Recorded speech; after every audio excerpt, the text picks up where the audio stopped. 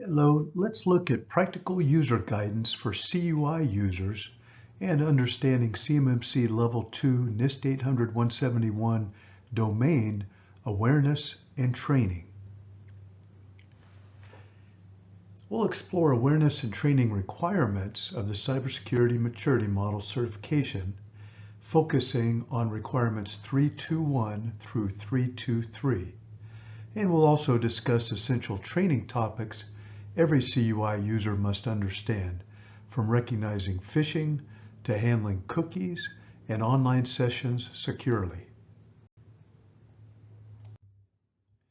Let's begin by grounding ourselves in what CMMC Level 2 is and why the awareness and training domain is so important. We'll break down those specific requirements, discuss the practical subjects to cover in the training, and end with questions to help you assess your own readiness. As a contractor and working for a contractor, you probably already know that CMMC Level 2 is compliance. Compliance is vital for companies that handle controlled and classified information. Awareness and training makes sure that the whole workforce is not just trained once, but continues to understand and respond to evolving security threats and challenges. Talking about why awareness and training matters, let's take a look at a simple mistake in the day of a CUI user's day, or in the life of a CUI user's day. Rosa, who's fairly new to her job, gets an email asking her to reset her password before losing access to CDL files. The email looks official. She clicks the link, enters credentials, and unknowingly she shares access to the company's CUI. This real-world example highlights why security awareness and training are more than just a checkbox exercise. Administrative staff, IT, and users share responsibility in protecting sensitive information. Without awareness, small mistakes can lead to big breaches. Having awareness and understanding of your company's policies is so important to minimize your security risk. Requirement 321 is about raising awareness. In this, we make sure that managers, administrators, and CUI users are aware of, one, security risk, in effect, what are cyber attacks, accidental leaks? How about those applicable policies, standards, and procedures to help minimize those risks?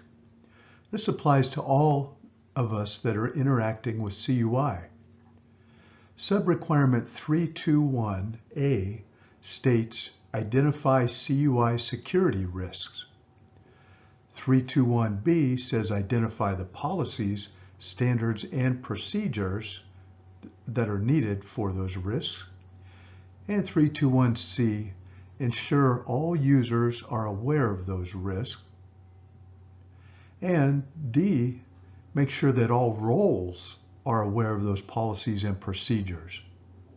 This requirement is about making people aware, not just by sending emails, but through regular, understandable communication. CUI users, managers, and IT staff all need ongoing reminders of the real threats and how the company expects them to behave.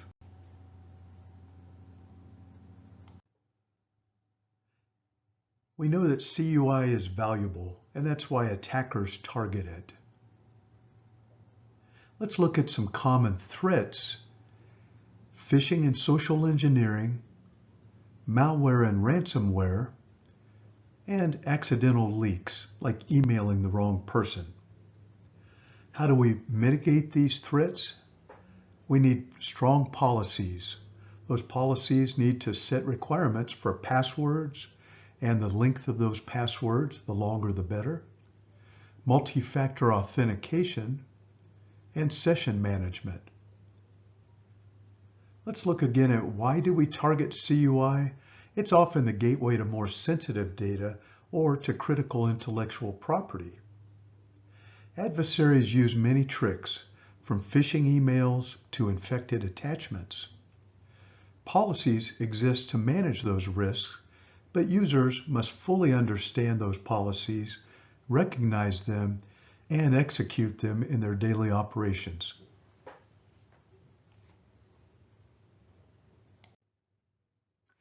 Let's dive into phishing emails and how to identify those. A suspicious looking email or address or domain name may be one of the first indicators that an email is not what it's supposed to be. A message that contains an attachment or a URL that prompts you to click on it may also be an indicator. Or a message that is poorly written and often contains obviously misspelled words. Be sure not to click on attachments or links in a suspicious email. As a manager, you tell employees to forward such a message immediately to yourselves, your supervisor, or IT security. And download free security awareness posters to hang in the office. That might be one way to raise awareness. And of course, send regular emails and tips to all employees to make sure that they remember and see this subject fairly often.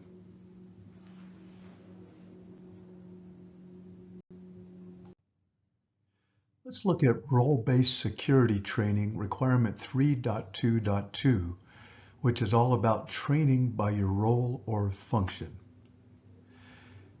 We need to make sure with this that we define security responsibilities per the role or the function, and that those roles and responsibilities are assigned to assure accountability, and that each role or person is trained per their specific duties.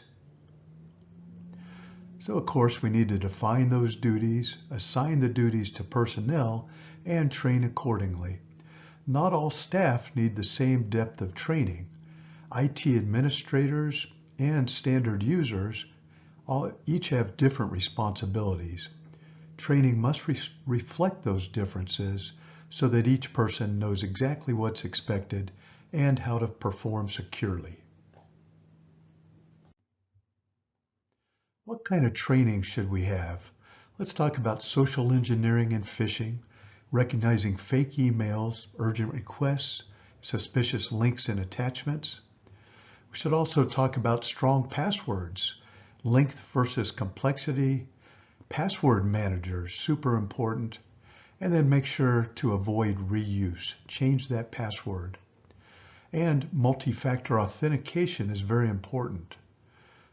Why is it required? Because it adds so many extra layers of security. We can talk about apps and tokens, understanding that, how to respond to unexpected prompts. Remember, suspicious emails are usually unexpected. Hopefully, training must be practical. All of us as users should practice identifying phishing attempts and designing strong, unique passwords and using MFA to add that other security layer. How about some other elements to talk about in our training? Cookies and online sessions. What cookies do, privacy and security, signs of session hijacking. Cookies seem harmless, but remember to clean those cookies out. That's one attack surface that malicious actors use. Anti-malware, both at home and at work, make sure that your antivirus works, that it's patched and it's up to date. And make sure you know how to respond if malware itself is detected. Be sure that the software is updated and know the signs of compromise. And of course, report any suspicious activities. You should know who to tell, what to report, and why rapid reporting is so key. Typically, report suspicious activity to your supervisor or manager unless you've been told otherwise. Early reporting can prevent a minor incident from becoming a breach.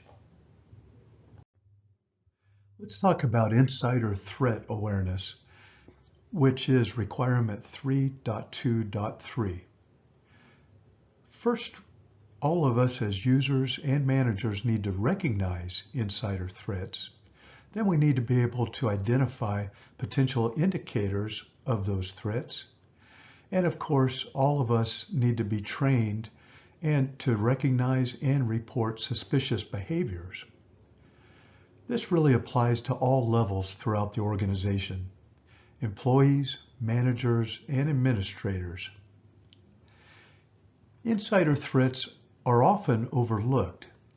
These insider threats can be intentional, like malicious acts, or accidental, like careless mistakes.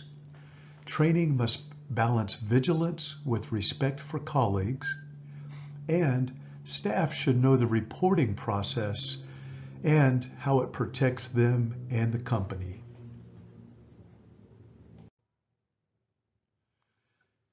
Let's look at some signs and examples of insider threats. One could be accessing CUI not related to our own job duties. Another would be downloading or transferring large data volumes, especially when it's not part of someone's job. Another would be attempts to bypass security controls or unusual work hours or behaviors. Indicators could be as simple as someone asking for this unneeded data, or a little more complex, like repeated access out of hours. And of course, everyone in the company should feel empowered to report concerns without fear of reprisal. Security is everybody's job.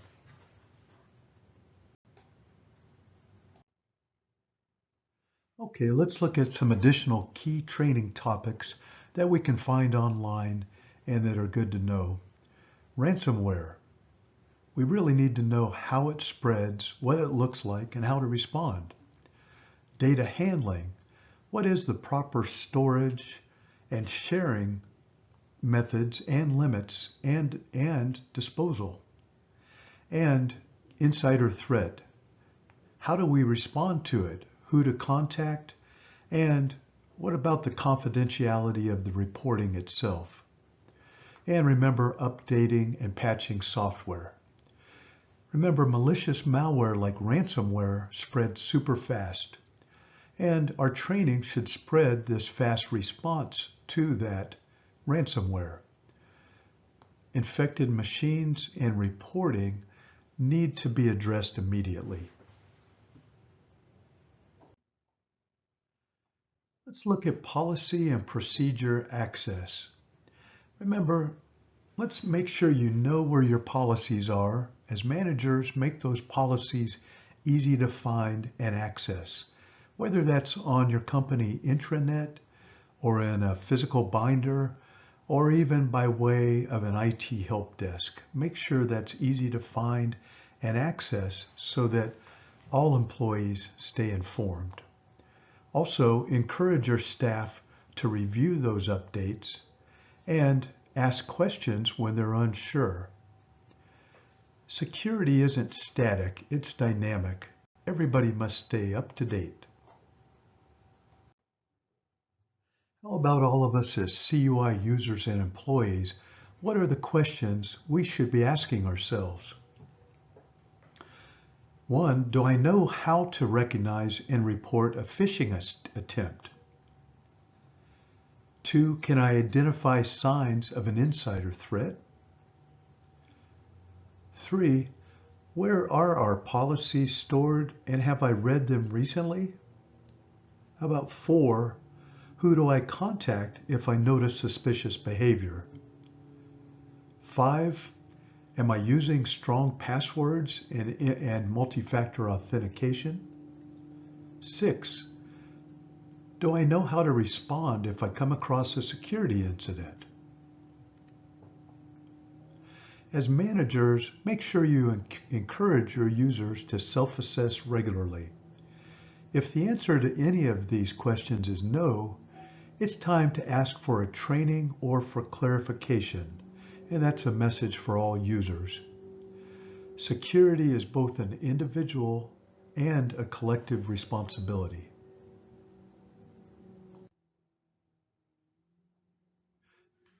Let's look at some key takeaways for all of us. The awareness and training domain is about protecting CUI through people, processes, and training. Specific NIST 800-171 requirements 3.2.1.2 and .3 demand ongoing role-specific awareness. And remember to revisit subjects like phishing, strong passwords, multi-factor authentication, and session security at least annually. We'll pause here for any questions. And, of course, you can always email me at the 2 addresses below. Thank you.